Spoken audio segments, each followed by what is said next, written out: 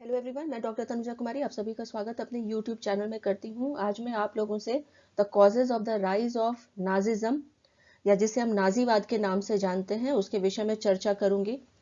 Hitler के उत्कर्ष के साथ ही हम कह सकते हैं कि विश्व में एक नए युग की शुरुआत हुई थी जिसने विश्व की राजनीतिक दशा को प्रभावित करने का कार्य किया था और हिटलर के नेतृत्व में ही नाजीवाद का उदय जर्मनी में 1920 से 1930 ईस्वी के मध्य यूरोप में हुए परिवर्तन को दर्शाने का भी कार्य करता है।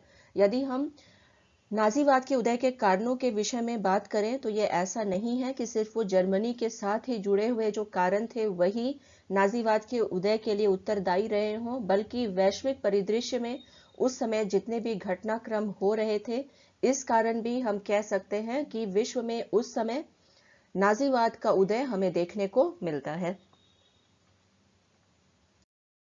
जब हम causes of rise of Nazism के विषय में बात करते हैं तो ये हम कह सकते हैं कि फर्स्ट वर्ल्ड वॉर के पश्चात जो उस समय विश्व में घटित हो रहा था उसी से उत्पन्न जो तानाशाही का युग प्रारंभ होता है उसी में से नाजीवाद भी एक है और इसके कारण जो हैं इसके उदय के वो बहुत सारे हैं और इसी के विषय में मैं आज के इस वीडियो में आप लोगों से चर्चा करूंगी। एडोल्फ हिटलर के नेतृत्व में नाजीवाद का उदय जर्मनी में 1920 से 1930 के मध्य यूरोप में हुए राजनीतिक परिवर्तन को दर्शाने का कार्य करता है। प्रथम विश्व युद्ध में जर्मनी की पराजय के साथ हाहेनजॉलन राजवंश का अंत हो गया था। हाहेनजॉलन वंश के पतन के पश्चात एबर्ट के प्रजातांत्रिक सरकार वाइमर गणतंत्र की स्थापना हुई, परंतु यह असफल साबित हुई थी। वर्साई संधि की शर्तों से जर्मनी की जनता असंतुष्ट थी और इन्हीं कारणों से नाजीवाद तानाशाही शासन की स्थापना संभव हो पाई थी और नाजीवाद की स्थापना एडोल्फ हिटलर के नेतृत्व में उस समय जर्मनी में स्थापित हुई थी। और जैसा कि हम जानते हैं कि जो नाजीवाद था वो एक प्रकार से तानाशाही शासन का प्रारंभ जर्मनी में रहा था। यदि हम एडोल्फ हिटलर के प्रारंभिक जीवन के विषय में बात करते हैं तो उसका जन्म 20 अप्रैल 1889 में ऑस्ट्रिया एवं बवेरिया की सीमा के गांव ब्रूनो में हुआ था। यदि हम उसके प्रारंभिक शिक्षा के विषय में बात करते हैं तो हिटलर वास्तुकला की शिक्षा वियना के स्कूल से प्राप्त करना चाहता था, परंतु वह प्रवेश परीक्षा में असफल हो गया था। अपनी आजीविका वो चित्रकारी करता था। 1914 के प्रथम विश्व युद्ध में बवेरिया की सेना में भर्ती वह हो गया था। तो यहाँ से हम कह सकते हैं कि बवेरिया की सेना में भर्ती होने के साथ ही उसका जो मार्ग रहा था तानाशाही की ओर या नाजीवाद की स्थापना की ओर यहीं से स्थापित हो जाता है। हिटलर के विषय में यदि हम और बात करें तो हम ये देखते हैं कि म्यूनिख के श्रमिक दल के सदस्य के रूप में वह शामिल हो गया था जिसका मुख्य कार्य रहा था गुप्तचर की तरह कार्य करना। हिटलर ने शीघ्र ही राष्ट्रीय समाजवादी जर्मन श्रमिक संघ की स्थापना की थी जिसे नाजी पार्टी कह करके भी पुकारा जाता था। 8 नवंबर 1923 में हिटलर ने वाइमर गणतंत्र के खिलाफ विद्रोह कर दिया, परंतु इसमें वह सफल नहीं हुआ और उसे 5 वर्ष का कारावास हो गया था। इसी कारावास के दौरान हिटलर ने अपनी आत्मकथा मेन कैंप भी लिखा था। जेल से स्वतंत्र होने के पश्चात उसने पुनः नाजी पार्टी को संगठित किया और स्वास्तिक के चिन्ह को इस पार्टी के चिन्ह के रूप में घोषित किया था। हिटलर प्रगति करता हुआ जर्मनी का चांसलर बन गया था और 1933 में 4 वर्ष के लिए संसद पर पूर्ण रूप से हिटलर का अधिकार हो गया था। हिटलर एक असाधारण व्यक्तित्व वाला व्यक्ति था जिसने उसके उत्कर्ष को संभव बना दिया था। C.D. हेजन ने कहा है कि the character of Hitler himself helped him to come to power. अब यहाँ पे आगे जब हम बात करते हैं नाजीवाद के उदय के विषय में या उस समय हिटलर का उदय जर्मनी में किस कारण से हुआ था, तो यहाँ पे ये कहा जा सकता है कि हिटलर का व्यक्तित्व उस समय के समसामयिक जो घटनाक्रम थे तथा जो राजनीतिक परिवेश उस समय तैयार हुआ था ये सभी ही कारण रहे थे जिस वजह से जर्मनी में नाजीवाद का या हिटलर का उदय हो पाया था। हम नाजीवाद के उदय के विषय में बात करते हैं तो यहाँ पे हमें सबसे पहले वर्साई की संधि के विषय में चर्चा करनी होगी। वर्साई संधि में जर्मनी को अपमानित किया गया था और जर्मन जनता का यह मानना था कि उनके साथ इस संधि में अन्याय हुआ है। जर्मनी के लोग राष्ट्रीय गौरव को पुनः प्राप्त करना चाहते थे। जर्मनी में गणतंत्र की सोशल डेमोक्रेटिक सरकार ने स्ट्रासमैन के नेतृत्व में उस समय जर्मनी की स्थिति में सुधार लाने का कार्य किया था। वर्साई की संधि को नाजीवाद के उदय का प्रधान कारण भी माना जाता है, परंतु इसे हम कह सकते हैं कि यह सहायक कारणों में से एक रहा था। ऐसी स्थिति में उस समय जर्मनी में यह भी देखा गया कि उग्र राष्ट्रवाद तथा हिटलर के भाषण से प्रभावित हो नाजीवाद के लोग समर्थक हो गए थे। जैसा कि हम जानते भी हैं कि फर्स्ट वर्ल्ड वॉर के बाद जो है वो फेज ही स्टार्ट होता है एग्रेसिव नेशनलिज्म का या उग्र राष्ट्रवाद का, और वही स्थिति उस समय हमें जर्मनी में देखने को मिलती है जो नाजीवाद के उदय का कारण बना था।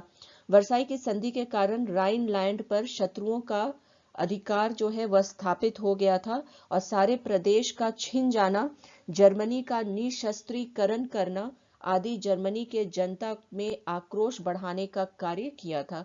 हिटलर के व्यक्तित्व में उनको एक ऐसा नेता प्राप्त हो गया था जो उनका फ्यूरर, जिसे हम प्रधान नेता कह सकते हैं, बन सकता है। इस प्रकार से जर्मनी के लोग जो है वो हिटलर को देखने लगे थे। तो यहाँ पे ये कहा जा सकता है कि एक तो वर्साई की संधि जो रही थी और उसके शर्तों के अनुसार जर्मनी को जो दंडित किया गया था, और साथ ही साथ इसी समय जर्मनी में हिटलर का उदय होना और उसका व्यक्तित्व, ये सभी ही उत्तरदायी रहे थे जिस कारण जर्मनी में हिटलर का उत्कर्ष हुआ और इसी ने नाजीवाद को जन्म देने का कार्य भी किया।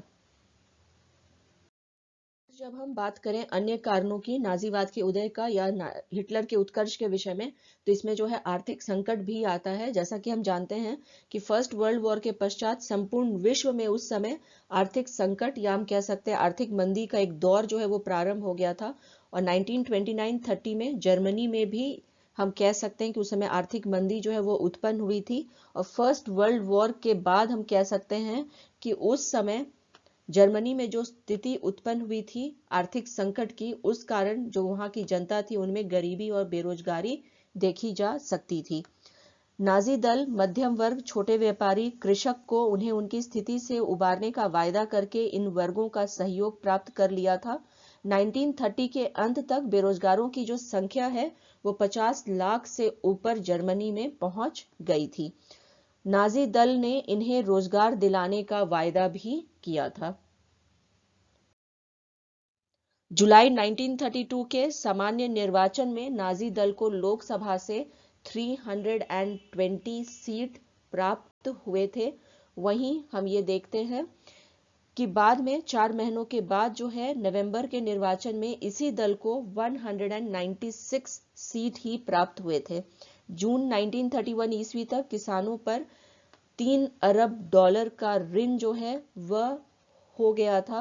किसान भी एक ऐसे नेता की तलाश में थे जो उनकी स्थिति में सुधार ला पाए।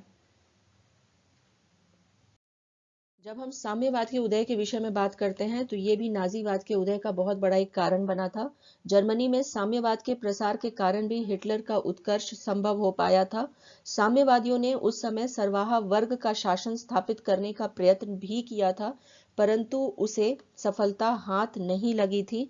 ऐसा भी माना जाता है कि नाजी दल के लोग ही साम्यवाद के बढ़ते प्रभाव का भय दिखाकर उद्योगपतियों का समर्थन प्राप्त कर रहे थे।